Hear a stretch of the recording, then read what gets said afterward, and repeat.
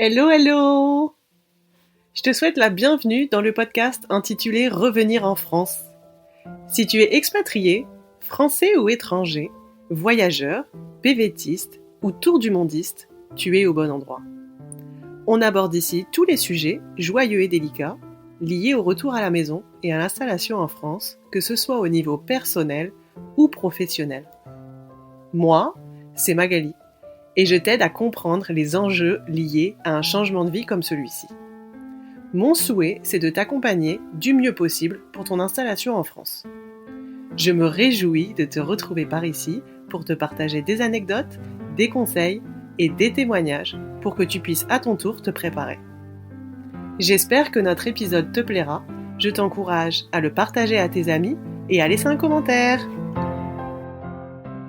Bonjour à tous et bienvenue dans ce nouvel épisode de podcast. J'ai le plaisir d'être accompagnée aujourd'hui de Capucine, que j'ai eu la chance de rencontrer à travers lepetitjournal.com, qui est le média référence pour les Français qui vivent à l'étranger. Et j'ai donc proposé à Capucine de partager son expérience de retour en France. Tu es rentrée il y a à peu près 1 an du Vietnam. C'est une destination qui n'a pas encore été abordée dans ce podcast. Et donc, je vais te laisser la parole pour te présenter en 3 mots. Bonjour Magali, merci beaucoup de me donner la parole. Pour moi, c'est assez symbolique puisque ça fait pile 1 an que je suis rentrée du Vietnam, en effet. Alors, si je pouvais donner 3 mots qui me caractérisent, alors j'y ai réfléchi et je me suis dit que c'était les mots que les gens disaient de moi. Donc, les gens disent que je suis une personne empathique. Donc, je pense que c'est vraiment l'empathie et je pense dans mon métier actuel de journaliste, c'est très important de pouvoir se mettre à la place des autres. Je suis une personne plutôt créative. J'aime bien tester et créer des nouvelles choses dans ma vie. Et puis, je reprends un mot de mon papa qui est un peu anthropologue. Alors, je n'ai jamais fait d'études d'anthropologie. Je respecte énormément ce métier, mais c'est cette envie, en fait, d'étudier l'humain, essayer de le comprendre, comprendre une nouvelle culture, comprendre cette différence d'interaction, de décision, de parole, d'attitude qui m'intéresse énormément dans la vie. Donc peut-être dans une autre vie, j'aurais été anthropologue. Et du coup, j'imagine que en tout cas, ce dernier mot, tu as pu l'expérimenter pendant tes expériences de vie à l'étranger, puisque tu n'as pas vécu que au Vietnam, tu as vécu dans d'autres pays. C'est un sujet qu'on va aborder au fur et à mesure du podcast. Mais oui, j'imagine que pour toi, être au cœur d'un autre pays, tu as pu expérimenter tout ça. Oui, en fait, c'est un cercle vertueux. C'est le fait d'avoir été un peu anthropologue depuis toute petite m'a incité à aller voyager et le voyage m'a incité à être encore plus dans l'envie de découvrir une nouvelle culture et une autre et une autre et une autre. Donc tout ça est très lié. Merci pour ces premiers mots. Avant de parler du retour en France, j'aime bien qu'on fasse un petit peu un retour en arrière pour qu'on comprenne, toi, dans quel contexte tu étais parti, qu'est-ce qui vous avait poussé à partir en fait au Vietnam. Donc, ouais, je te laisse nous en dire un peu plus sur ce changement de vie de la France vers le Vietnam. Alors c'est un changement qui est arrivé en 2022, mais qui est lié à une autre expatriation, puisqu'en 2019, nous sommes partis en Inde avec mon mari et mon fils. Nous y sommes restés 2 ans, 2 très belles années, d'ailleurs une culture incroyable à découvrir, je le conseille vraiment à tout le monde. Et puis bah, la crise sanitaire hein, est passée par là, on a été rapatriés un peu soudainement. Donc un retour en France un peu soudain, non préparé, assez intense avec un bébé dans les bras, donc un deuxième enfant. On est rentré en France et voilà, la digestion a été émotionnelle, a été un peu compliquée et on s'est dit en fait, on a un ressort sous les fesses, on peut pas rester en France. C'était pas un rejet de la France, c'était repartir. Donc en fait, on s'est donné les moyens, on a cherché une opportunité professionnelle pour repartir en expatriation. Et on l'a trouvé au Vietnam à ce moment-là. Donc c'est vraiment dans ce contexte-là, avec un mari et 2 enfants en bas âge, que l'on est reparti donc en juillet 2022. Voilà. Est-ce que vous connaissiez déjà le Vietnam avant de vous expatrier là-bas ou c'était tout nouveau? Extraordinaire. On ne connaissait pas du tout le Vietnam. Pourtant, petite fille, j'ai vécu en Asie du Sud-Est à Singapour pendant 3 ans. Donc, c'était une région que je connaissais bien. mais on parle d'un pays qui est totalement différent, tout comme il est très différent de l'Inde. C'est vrai qu'on se rend compte quand même que c'était l'Asie qui nous intéressait, hein, c'est le plus, donc on a cherché dans cette partie du monde, mais le Vietnam, nouveauté pour nous. Et qu'est-ce qui se passe pour toi pendant cette expatriation au Vietnam en tant que femme? C'est vrai, tu as raison, c'est une très bonne question parce qu'on est parti avec une opportunité professionnelle de mon mari qui a trouvé un contrat local sur place, donc à Hanoï. Et donc j'ai suivi, alors j'étais donc journaliste freelance, pigiste, comme on appelle ça. Donc j'avais des contrats avec des médias français, donc j'ai commencé à écrire en freelance pour des médias français sur le Vietnam, sur la communauté française au Vietnam, parce que voilà, ils sont à peu près 9000, mais 1000 à Hanoï. Donc voilà, c'est pas beaucoup, mais il y a beaucoup de sujets dont on peut parler. Et puis présenter cette culture, en fait, toujours cette question de présenter une nouvelle culture aux autres, apporter cette information. Mais c'est vrai que on débarque, voilà, sans une perspective très claire au niveau professionnel. Et puis, il faut pouvoir installer ses enfants, voilà, il faut puis se faire des amis, se faire une vie sociale, découvrir la culture. Et puis, petit à petit, je me suis fait ma place de freelance et j'ai travaillé pour un média local à Hanoï qui s'appelle Le Courrier du Vietnam. Et donc, ça m'a appris énormément aussi sur comment travaillent les Vietnamiens, la vie professionnelle à la vietnamienne, si je puis dire. Donc, ça aussi, c'est très enrichissant pour moi. Donc finalement, tu suis ton conjoint, mais ce qui est quand même assez positif, c'est que toi, tu arrives aussi à faire ta place et à travailler aussi, de manière aussi à faire évoluer ta carrière, ce qui est quand même bah, assez important, et puis que tu vas pouvoir aussi valoriser pour la suite de ta carrière finalement. Oui, oui, je pense que c'est important de se donner une continuité, de se donner un objectif. Alors, il peut être bénévole, humanitaire, artistique, professionnel. C'est ce que j'en retire, moi, c'est que partir à l'étranger, c'est très bien, une expatriation, c'est très bien, mais il faut avoir une vision globale. C'est vraiment important de son parcours personnel. Ça, c'est vraiment important parce que suivre quelqu'un, c'est pas du tout anodin. Il y a beaucoup de conséquences à suivre quelqu'un.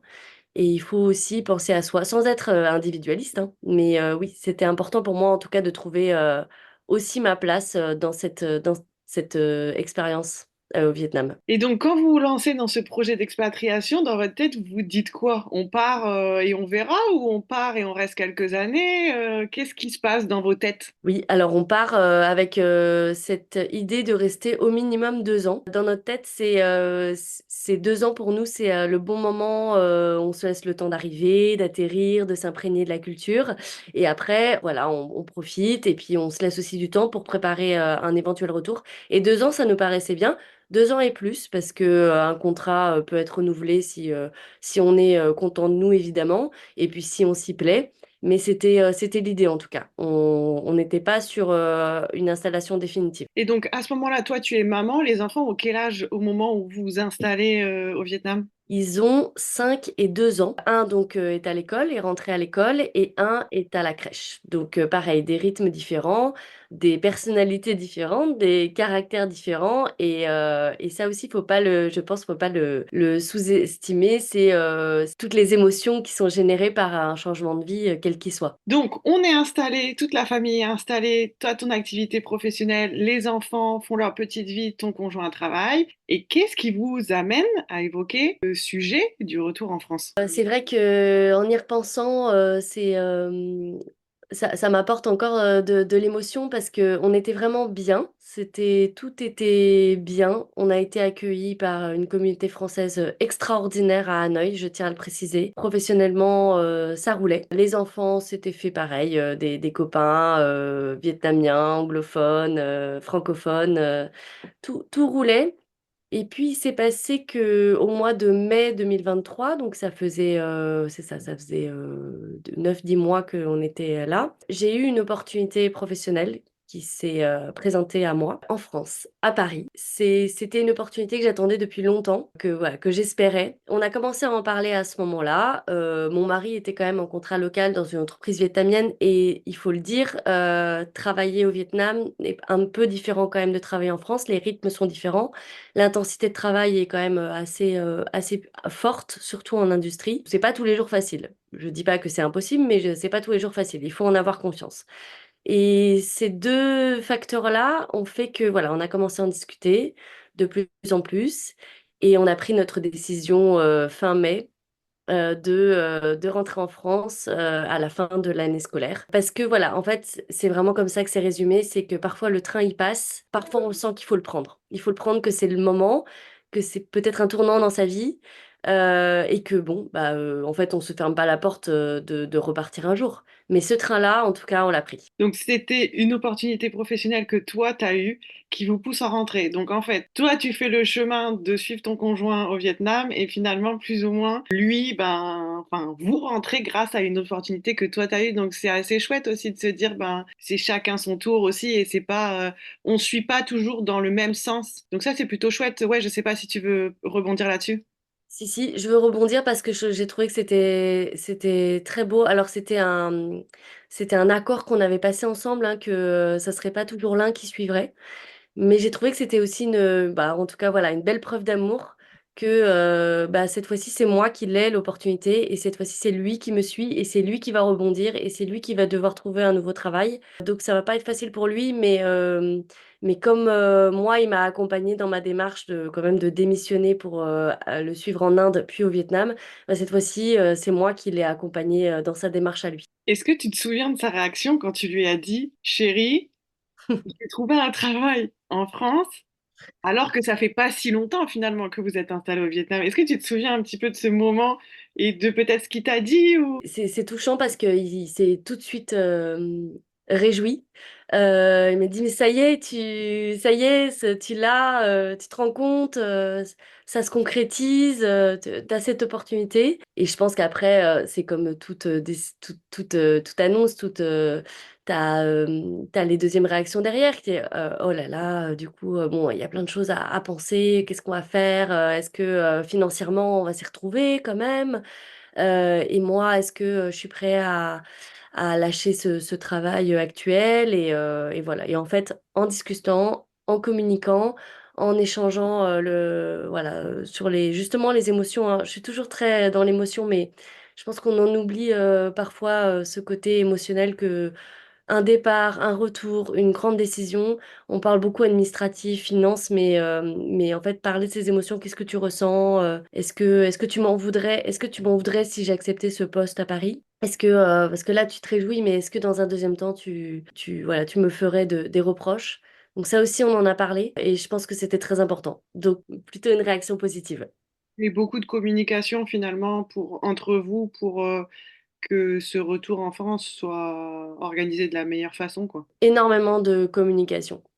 C'est plein de petits détails qui méritent en fait d'être pensés à deux. Est-ce que tu te souviens de la réaction peut-être de ton premier enfant? Parce que peut-être le petit était un peu trop petit, mais est-ce que ouais, tu te souviens, c'est quoi sa réaction quand tu lui dis, OK, bon, bah en fait, on va rentrer? Oui, c'est vrai. Alors, je pense que dans mon cas, c'était rentrer à Paris. Paris, c'est notre ville de naissance, mon mari et moi, la ville de naissance de mon premier fils. C'est la ville où vivent ses grands-parents. C'est là où il a commencé pour la première fois l'école entre l'Inde et le Vietnam. Pour lui, c'est sa ville de repère. C'est donc en fait, on lui aurait dit on va dans une autre ville en France. Je pense que la réaction n'aurait pas du tout été la même. Mais là, le fait de revenir et il va revoir ses copains, il va revoir ses grands-parents, il va revoir son quartier, il va revoir probablement son appartement, ses jouets qui sont garde-meubles, ça s'est très bien passé. Le petit, comme tu dis, je pense n'a pas réalisé. Et là, quand on lui en parle, il nous en parle, on lui en parle, mais voilà, on sent que ça va. Émotionnellement, en tout cas, ça va. Est-ce que tu te souviens en combien de temps finalement vous prenez cette décision et puis vous organisez votre retour en ouais, peut-être des dates ou des pour qu'on se rende compte de comment ça se met en place? Je peux te dire précisément parce que contrairement à ma première expatriation qui a été très soudaine et en quelques jours on a quitté le pays, le Vietnam, à partir du moment où on avait pris notre décision fin mai, tout a été très très bien organisé mais et surtout très fluide. C'est-à-dire qu'on a commencé d'abord à l'annoncer voilà, à nos proches, à nos amis à Hanoï. Donc ça, c'est une première chose. C'est réaliser, en le disant, c'est réaliser ce qui va vraiment se passer. Et ensuite, on rentre forcément un peu dans la administratif, donc on va contacter les écoles en France. Alors, le fait qu'on soit parti si peu de temps, il y a beaucoup moins d'administration à réaliser, je pense, que d'une longue expatriation. On n'a pas eu à refaire un numéro de sécurité sociale, j'ai juste eu à réactiver mon compte à la CAF. C'est tous ces petits détails qui ont fait que, voilà, dans mon cas à moi, ça a été moins compliqué. Mais voilà, contacter nos locataires pour leur annoncer qu'on rentrait, qu'on mettait fin au bail. Donc ce côté administratif à organiser voilà, le déménagement, le garde-meubles, etc. Ça c'est pareil, ça s'est fait de manière assez fluide. Mais il y a eu toute une partie, hein. Je parle de, je pense au moins 2 semaines de voilà d'administration vraiment intensive.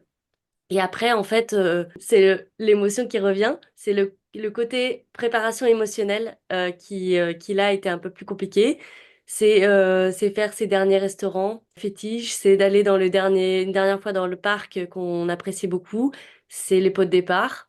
Alors ça, les pots de départ, je pense que les farewell parties, hein, les fameuses, ça, je pense que c'est voilà, c'est dur, c'est propre à chacun, mais je pense que c'est pas le moment le plus facile, même si c'est le moment le plus joyeux. Dans notre cas, on a décidé de faire un grand voyage au mois de juillet. Donc voilà, ça c'est juin et juillet, on a fait 3 semaines en Indonésie. Ça nous tenait vraiment à cœur de faire un dernier gros voyage en Asie avant de rentrer. Je pense que c'est aussi pour pareil se préparer. Ah, après c'est les congés d'été, hein, donc c'est assez propice, mais je pense qu'on a pris le temps, on travaillait plus tous les deux, on n'était que avec nos enfants, on était dans un monde à part, que tous les quatre, sans beaucoup de contact avec les proches ni les amis. Et donc on s'est préparés, nous tous les quatre, dans notre petite bulle pendant ce voyage. Et on est quand même rentrés quelques jours à Hanoï pour rendre les clés, pour rendre les ordinateurs, pour dire au revoir. On avait une nanny extraordinaire pour dire au revoir.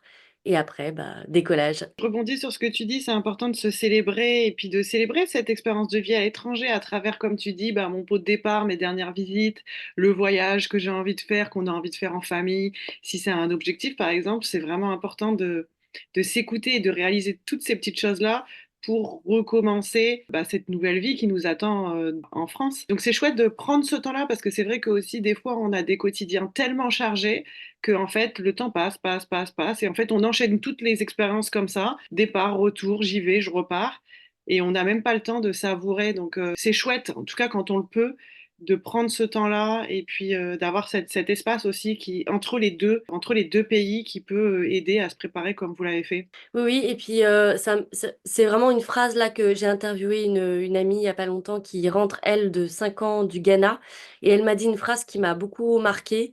Tu ne quittes pas seulement un travail, tu rends ton ordinateur, tu rends tes clés de maison, tu dis au revoir à l'école, tu dis au revoir à la crèche, tu dis au revoir à tes amis, tu dis au revoir à un pays. En fait, tu quittes tout, et bon, parfois d'un coup, mais parfois justement tu te laisses le temps de quitter tout. C'est pas je change juste de travail.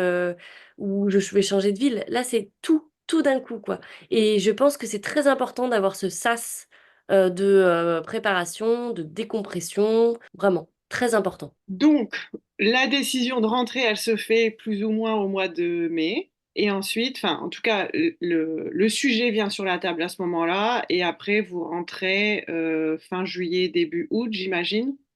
En août, oui. Ce qui vous laisse à peu près 3 semaines, un mois pour atterrir, reprendre vos marques et puis retour à l'école et puis retour au travail pour toi, puisque ça, c'est quand même un point important. Je vais rebondir là-dessus. Un retour en France, souvent qui est réussi, il y a deux choses qui sont importantes. Très souvent, il y a l'emploi. Donc toi, bingo, c'était fait, on a un emploi, donc on rentre et on est sécurisé. Et le deuxième point, c'est le logement, parce que bah, forcément, quand on a des enfants, quand on est seul ou quand on est en couple, c'est quand même beaucoup plus facile, plus flexible. On peut aller peut-être dormir ici ou là, mais quand on a des enfants, on a quand même besoin d'une certaine stabilité pour bah, repartir du bon pied dans son nouveau pays, et là donc la France. Donc c'est souvent ces deux piliers-là qui sont importants. Et donc toi, tu avais ton emploi, et puis vous aviez repris si je comprends bien, le logement que vous aviez avant de partir du Vietnam. Donc du coup, c'était sécurisé en tout cas sur les deux gros points. Et tu as raison, je pense que c'est des éléments à sécuriser absolument. Et pour faire un parallèle avec l'Inde, donc on est rentré en crise sanitaire assez vite. On est passé de location en location avec pour le coup un enfant de 3 ans et un bébé de quelques semaines. Et c'est pas du tout la même chose que d'arriver dans un chez-soi. Même si le conteneur, il arrive quelques semaines plus tard, ça reste un chez-soi qui peut être vide, mais justement qui se construit. Là, d'aller de location en location, je trouve que vraiment ça a été compliqué et je pense que mon fils aîné à 3 ans, à ce moment-là, il l'a pas très bien vécu. Il n'a pas compris pourquoi il changeait de chambre. Il n'a pas compris on bougeait comme ça, jusqu'à ce qu'en fait on puisse récupérer quelque chose de stable qui est arrivé 3 mois plus tard. Donc c'est 3 mois où on est ballotté. Et comme tu le dis, arriver avec des repères en France, c'est très très important quand on a des enfants. En tout cas, pour avoir vécu ça, je ne peux que aller dans ton sens. Parle-nous maintenant de ton installation en France. Donc, vous arrivez en France, qu'est-ce qui se passe et combien de temps il vous faut à peu près pour reprendre vos marques et puis vous sentir bien? On arrive début août, on fait 3 semaines de vacances. Alors, faut savoir que mon mari, qui donc me suivait, lui, il a trouvé très vite un poste et il a commencé 2 jours après notre atterrissage. Et ça aussi, c'est un point que je voudrais souligner, c'est que ça a été dur pour lui. Et en fait, on choisit pas parfois, malheureusement, ça s'aligne pas tout bien tout le temps. C'est forcément il y a des difficultés et je pense que lui, voilà, ça a été difficile pour lui, au point de 3 mois plus tard, de toute façon, de changer de travail. Et là, cette fois-ci, là, il est bien, il a trouvé un poste stable qui lui plaît. Mais je pense que cet atterrissage a été plus compliqué pour lui professionnellement que pour moi qui ai commencé donc tranquillement en septembre, le temps de mettre les enfants à l'école. Une école donc que mon aîné connaissait, donc ça aussi très important. Retrouver notre appartement, même si bon, les murs ne sont pas extensibles et on est revenu à quatre, donc forcément au début c'était un peu sport, mais bon voilà, il suffit juste de réorganiser un peu l'appartement et puis bah, envisager peut-être un jour de s'agrandir. Mais je suis assez fière de dire que l'atterrissage s'est bien passé au niveau pratico-pratique, matériel, etc. En revanche, ce que je voudrais dire, c'est que je pense qu'il y a un gros, gros, gros contre-coup qui arrive au moment de la rentrée de ceux qui rentrent en été. En tout cas, ça a été notre cas, nous les adultes. Quand on a réalisé qu'on ne prendrait pas l'avion pour rentrer, faire notre rentrée à Hanoï, quand on recevait encore les WhatsApp de nos amis qui montraient des photos des petits qui faisaient leur rentrée au lycée français. Et là, on a eu un très très gros coup de blues. Vraiment, on s'est dit, oh, est-ce qu'on a pris la bonne décision? Est-ce qu'on a fait le bon choix? Est-ce qu'un travail vaut un bien-être en expatriation? Elle est où la balance? Là, ouais, là, ça a été compliqué. Émotionnel, pour les adultes en plus, pas les enfants, vraiment les adultes. Peut-être pour revenir sur ce que tu disais par rapport à ton conjoint, est-ce que tu penses que la difficulté pour lui, ça a été du fait que tout s'enchaîne et qu'il n'y ait pas le temps d'arriver, pas le temps de se poser, tu sais, avant de retourner au travail, ou est-ce que c'était vraiment lié à l'entreprise où bah, ça collait pas et c'est tout, quoi? Alors, les deux, mais je pense aussi que c'est l'entreprise. Parfois, ceux qui rentrent on retrouve leur entreprise d'avant parce qu'ils ont été voilà, expatriés. Et c'est peut-être un peu moins compliqué parce que c'est une entreprise qu'on connaît. Lui, il a tout redémarré de zéro. Nouvelle entreprise, nouveaux collègues, nouvelle mission, nouveaux locaux. Et en plus, 2 jours après avoir atterri. Donc, je pense que ça a été assez violent de tout recommencer d'un coup. Ouais, donc ça fait partie des conseils aussi que je partage souvent. C'est idéalement, hein, quand on peut, parce qu'on peut pas toujours, comme tu disais, on essaye, en tout cas, entre son arrivée physique en France et sa prise de poste, on essaye d'avoir quand même quelques semaines devant soi pour justement pouvoir se remettre de ses émotions, se remettre du décalage horaire, prendre le temps de retrouver ses marques, de façon à être bien quand on va reprendre son travail, parce qu'en fait, une prise de poste, ça demande tellement d'énergie, il y a tellement d'informations à emmagasiner que si, entre guillemets, on n'est pas frais et réceptif à tout ce qui va se passer, ben en fait, ça explose.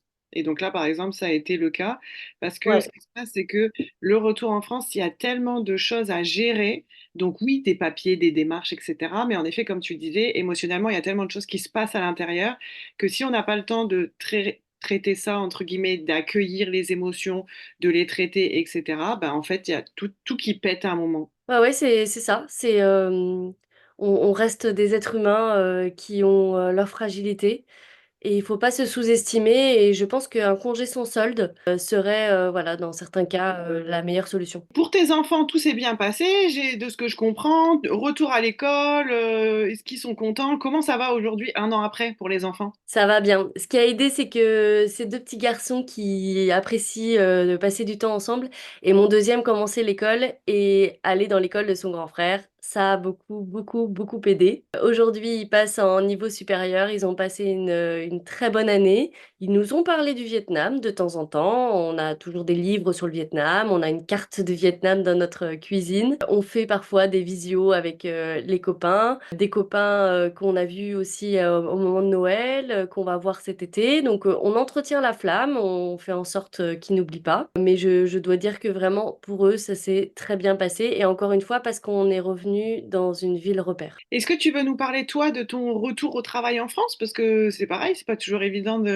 quand on a travaillé à l'étranger plusieurs années, de se redire, OK, ben, je vais retrouver le monde de l'emploi en France, etc. Donc, si tu veux nous parler peut-être de l'intégration, de comment tu t'es sentie, comment ça s'est passé pour toi? Écoute, ça s'est très bien passé. Donc aujourd'hui, je peux le dire avec pareil, avec fierté que bah non, je n'ai pas de regret d'avoir pris ce train-là. Dans mon cas, ça s'est très bien passé. J'ai très bien rebondi. J'ai une équipe formidable, une rédaction en chef qui est très très présente et bienveillante. Il y a énormément de projets dans mon média. Donc je me projette énormément. Je pense que ça aussi, ça a aidé les coups de blues. J'ai eu des coups de blues, mais le fait d'avoir voilà, un quotidien très animé, très actif, m'a aussi aidé à surmonter ça. Est-ce que tu as vu des différences dans le travail ou dans la façon dont tu fonctionnais quand tu travaillais à l'étranger et quand là, depuis que tu travailles en France? Bah oui, t'as raison, hein, j'étais en freelance et je suis devenue salariée, enfin redevenue salariée parce que je l'ai été avant l'Inde. Donc oui, faut réapprendre à travailler avec une équipe. Le management aussi, j'avais pas de management puisque j'étais seule au Vietnam. Donc oui, il y a des choses à réapprendre et puis bah je pense qu'il faut parfois passer par la formation, prendre le temps de se former, se reformer parce qu'il n'y a pas d'âge hein, pour se reformer. Et là, moi, je vais refaire, je pense, une formation en management parce que voilà, j'ai encore beaucoup de choses à apprendre. Et puis il y a quand même une nouvelle génération qui arrive hein, sur le marché du travail et je pense que ça aussi, il faut pas négliger ça. Donc, il faut aussi réussir à comprendre ces nouvelles personnes qui rentrent dans le marché du travail. Quelle est selon toi la plus grande fierté de ton retour en France, pour toi ou pour votre famille? Alors, c'est peut-être bateau, je pense qu'on l'a sûrement dit déjà dans ton podcast, mais c'est la fierté d'avoir réussi ce retour en France. Je posais la question à mon mari, justement, en lui disant, mais c'est quoi ta fierté à toi? Et en fait, c'est ce qu'il m'a dit. On l'a réussi ce retour. Il n'y a pas eu un gros échec ou un gros, tu vois, un gros, gros problème de bah, justement ne pas avoir de logement en rentrant ou de tout d'un coup avoir un enfant qui émotionnellement s'en sort pas ou qui fait des colères ou tout ça, en fait, ça a été fluide. Ça a été fluide. On a pris le temps. On a eu parfois voilà des petits couacs, mais au global, on a réussi notre atterrissage. Et peut-être, moi, je rajouterais, vu de l'extérieur, peut-être la fierté de se dire, OK, il y a une opportunité, je la saisis. En fait, j'y vais à fond et je vais au bout du truc. Alors que des fois, on pourrait se dire, bon, bah, en fait, est-ce que vraiment je vais redéménager avec toute ma famille et tout? Enfin, tu vois ce que je veux dire? Donc peut-être que ça peut être une vraie fierté aussi de se dire, l'opportunité, elle était là, je l'ai saisie, on a mis tout ça en place ensemble et en fait, ça a réussi, quoi. Et aujourd'hui, bah, tout se Ouais. passe. Oui, oui, c'est ça. Avec mon mari, on se dit qu'il n'y a pas de fatalité. Un jour, on repartira en expatriation. En fait, je pense que il faut être flexible dans la vie parce que voilà, bah, c'est exactement ça, hein. Il y a des trains qui passent et après, voilà, je le prends pas. Ça c'est autre chose. Mais il faut pas avoir peur du côté matériel. C'est ça que je veux dire. C'est qu'il faut se faire confiance à soi-même. Faut se dire, ben en fait, j'en suis capable. Déménager des meubles, déplacer des valises, remplir des papiers. Et au final, c'est accessible, quoi. Et je trouve que la France, quand même, fait les choses plutôt bien et les formalités sont plutôt simplifiées. On est plutôt bien accompagné, je trouve, en France. Donc, profitons-en. Profitons de ces outils-là, justement, pour se dire, bah, en fait, je peux, je suis flexible. J'aime bien, il y a plusieurs fois au début de l'enregistrement où tu as dit, ben, en fait, ça a été fluide. Donc, ce qu'il faut savoir, c'est que des fois, en fait, la prise de décision de rentrer, c'est souvent là où ça prend du temps, parce que moi, je rencontre des personnes qui veulent rentrer depuis 5 ans, 10 ans et qui passent pas le pas, en fait. Mais une fois qu'on a pris la décision et qu'on y va, bah, en fait, il y a plein de personnes qui se rendent compte que, en fait, bah, tout s'aligne au fur et à mesure et que tout se fait de façon fluide. Donc là, peut-être par rapport à vous, votre situation, le petit quoi qu'il y a eu, c'est plutôt par rapport au premier job de ton conjoint. Ouais. Mais c'est tout. Enfin, ça aurait pu aussi se passer dans un autre contexte ou sans histoire de rentrer en France. Et Oui, puis voilà, de toute façon, après, ton conjoint a su rebondir. Aujourd'hui, vous êtes tous les deux dans une situation professionnelle qui est agréable, qui vous enrichit, etc. Donc c'est ça qu'il faut garder. Mais c'est vrai que moi, je vois, en fait, quand on a pris la décision, qu'on est au clair avec ça et qu'on se met en route, ben en fait, ça se met en place, tout s'aligne. exactement. Et je pense que parfois, il faut peut-être aussi une aide extérieure pour aider à prendre cette décision-là, hein. C'est pas évident. Il y a des gens qui sont indécis et qui ont peut-être besoin d'un coup de main, peser le pour et le contre, prendre le temps. Et puis ça, ça nous a pris quelques semaines, mais ça peut être quelques mois, ça peut être quelques années aussi. Et je pense qu'il n'y a pas de règle là-dessus. D'ailleurs, j'en profite pour vous dire que, en fait, sur le site internet, vous avez un quiz avec une vingtaine de questions qui vous aident justement à prendre la décision.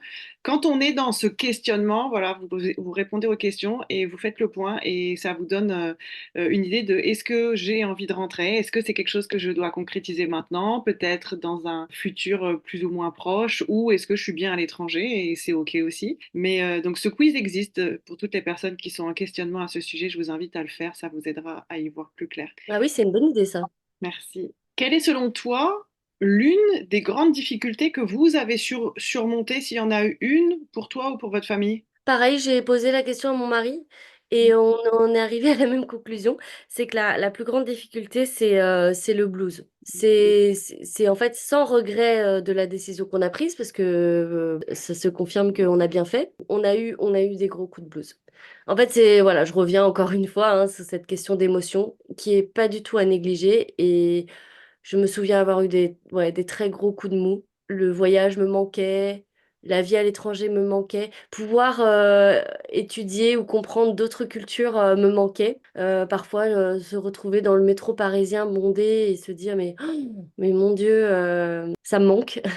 Le Vietnam me manque. Et en fait, faire l'erreur du coup de couper contact avec certains amis du Vietnam ou de certains groupes WhatsApp parce que ça me faisait trop mal, en fait. De me dire, la vie continue là-bas, mais moi, je suis ici dans un métro bondé parisien. C'est caricaturé, mais ouais, je crois que c'est ça la plus grosse difficulté dans notre cas.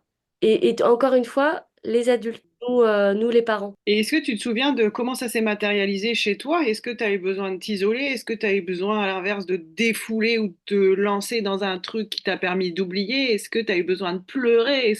Comment ça s'est matérialisé chez toi? Je suis partie des groupes WhatsApp. Ceux qui postaient beaucoup de choses, justement. J'en ai gardé quelques-uns. J'ai gardé en fait des one-to-one. En fait, j'ai gardé ouais, les gens qui m'apportaient vraiment. Je crois que je l'ai matérialisé comme ça. Et aussi, j'ai beaucoup regardé des photos. Et je pense que sans pleurer à grosses larmes, j'avais une boule dans la gorge, quoi. Encore, il y a un an, j'étais en Indonésie. On faisait notre voyage en Indonésie. Et hier soir, j'ai décidé de refaire toutes les photos d'Indonésie chez moi, à les regarder. Voilà, je pense que c'est comme ça que je matérialise. C'est intéressant ce que tu partages parce que finalement, toi, dans ton métier et surtout pour le média pour lequel tu travailles, donc lepetitjournal.com, tu es quand même amené à être en contact au quotidien avec l'étranger, avec des personnes qui sont à l'étranger ou à communiquer sur cette vie à l'étranger. Donc finalement, tu es en France, mais tu gardes quand même cette dimension internationale. Alors déjà, je suis contente d'avoir vécu moi-même trois expatriations dans ma vie, donc Singapour, Inde et Vietnam, parce qu'aujourd'hui, j'ai le sentiment de ce côté empathique, hein, de comprendre les personnes avec qui je parle, que j'interviewe, qui me confient leur histoire. J'ai parfois des très belles histoires, mais j'ai aussi des histoires beaucoup plus dures, de violences conjugales, de chocs culturels, de troubles alimentaires en expatriation, comment les gérer. Et je suis contente de savoir ce que c'est d'être expatriée, d'avoir vécu hors de France, à l'étranger. C'est ce qui m'aide énormément et je sais qu'un jour je repartirai. Et en attendant, à les écouter et à partager leur histoire, ça me fait voyager et ça me permet de continuer à découvrir de nouvelles cultures et à comprendre ce fonctionnement humain merveilleux qui existe ailleurs qu'en France, justement. Donc, on l'a mentionné, tu es rentré plusieurs fois en France. Quel serait le bilan que tu pourrais faire sur les différents retours que tu as vécus? Et ouais, un mot peut-être pour faire le bilan de ces retours. C'est en tant qu'adulte, donc deux retours différents, un des Vietnam, et pour moi, ils sont quasiment opposés. Et ils sont opposés dans le sens où il y en a un qui n'était pas préparé et il y en a un qui était préparé. Et en fait, pour moi, c'est toute la différence. C'est fou le nombre de justement de problèmes qu'on a eu quand on est rentré d'Inde non préparé. Donc à la fois logistique, hein, de ne pas avoir de logement, de refaire toutes les démarches administratives, mais on a eu une tempête émotionnelle, mais tellement violente, et de nous, et de notre fils aîné. Je m'en souviendrai toute ma vie. Et c'est peut-être aussi pour ça que le retour en France après le Vietnam a été beaucoup plus réfléchi, beaucoup plus serein. C'est qu'on savait. En fait, on savait ce qu'il fallait pas faire. On savait qu'il fallait y passer du temps. On savait qu'il fallait y aller en douceur. Je crois que c'est ça que je retiens de ces différents retours en France. C'est qu'il faut absolument pas négliger cette préparation. Même si on rentre dans son pays d'origine, c'est une expatriation. Alors, si on utilise vraiment les vrais mots, c'est une impatriation. Mais en fait, c'est une expatriation à l'envers. Et ça, on l'oublie aussi. Est-ce que tu penses que vous êtes parti au Vietnam parce que justement le retour avait été trop difficile après l'Inde? J'en suis sûre. J'en suis sûre. J'ai des proches qui ont vu ça comme une fuite. Je pense pas que c'est une fuite parce qu'à chaque fois on revient en France. Donc on l'aime notre pays, on l'aime énormément. On a nos racines, on a voilà, on tient vraiment à être français et on est fier de l'être et on est fier de vivre en France. Mais là, vraiment là, ce retour vraiment moyen nous a donné envie de repartir, quoi.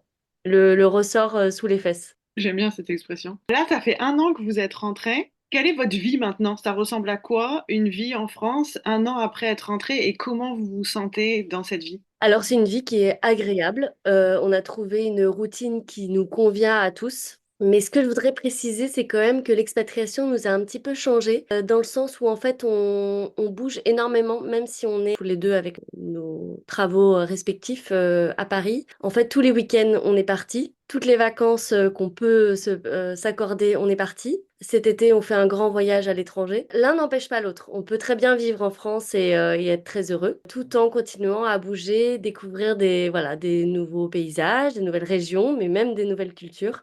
Et je crois que c'est ça qui nous a... C'est peut-être le changement avec vraiment l'avant-expatriation, c'est que on a soif de découverte. Merci.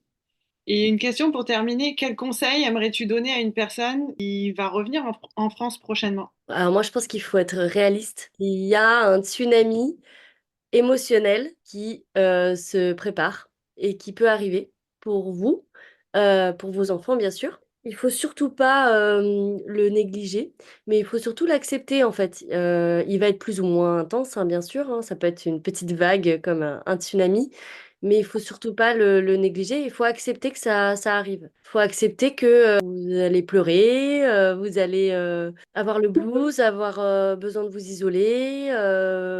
Ne pas réussir à en parler à vos proches qui, eux, n'ont pas forcément, ne comprennent pas forcément ce qui vous arrive, vous rapprocher de gens justement qui ont vécu dans votre pays ou en expatriation en général. Et ça peut être quelques semaines, quelques mois. Nous, ça a duré quand même un petit bout de temps. Et donc, mon conseil, c'est avoir des garde-fous. Alors, c'est la communication. Je pense qu'il faut absolument en parler. Il faut pas garder ça pour soi. Mais aussi avoir des garde-fous. Et des garde-fous, c'est quand vous n'êtes pas bien à un dîner de famille parce que le blues est trop présent, l'émotion d'être rentré est trop présente, et ben vous avez une amie à contacter, peut-être un professionnel ou voilà, un ami qui est là-bas. Voilà. Pour moi, c'est très très important. Est-ce que tu pourrais dire que un an après être rentré, ces coups de blues un peu, ils s'estompent? Oui, il s'estompe. En fait, on l'accepte. On l'accepte et cette expérience de vie fait partie de nous. Elle est partout dans notre appartement. Il y a des photos partout. Comme j'ai dit, il y a la carte du Vietnam dans la cuisine. Mais ça fait partie de nous et ça va beaucoup mieux. Ça va beaucoup mieux. Et moi, regarder les photos de l'Indonésie hier soir m'a fait beaucoup de bien, ne m'a pas rendu triste. Donc ça évolue. Merci beaucoup pour ton témoignage, pour ton temps et pour tout ce que tu as bien voulu nous partager. Est-ce qu'il y a un dernier mot que tu voulais nous dire, peut-être pour compléter? Partez vivre l'expérience à l'étranger.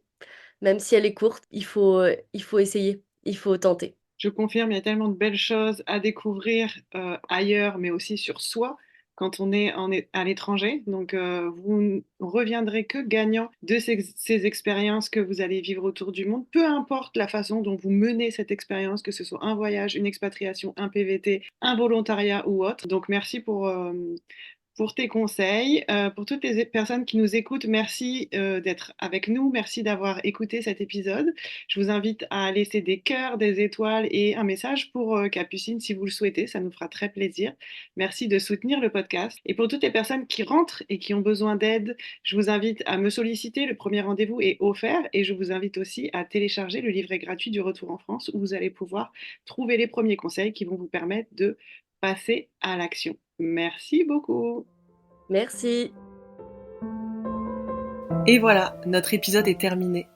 Je te remercie d'avoir passé ce moment avec nous. J'espère que ces conseils et ce témoignage te donnent l'espoir pour à ton tour concrétiser ton projet de venir ou de revenir t'installer en France. J'aimerais maintenant te proposer de rejoindre notre communauté. Tu peux me rejoindre sur Facebook, sur Instagram et sur LinkedIn sous le nom de Voyage, Emploi et Retour en France. Et enfin, si tu as encore des questions, je t'invite à m'écrire un mail et je serai ravie de t'aider à chaque étape de ton retour en France. À bientôt!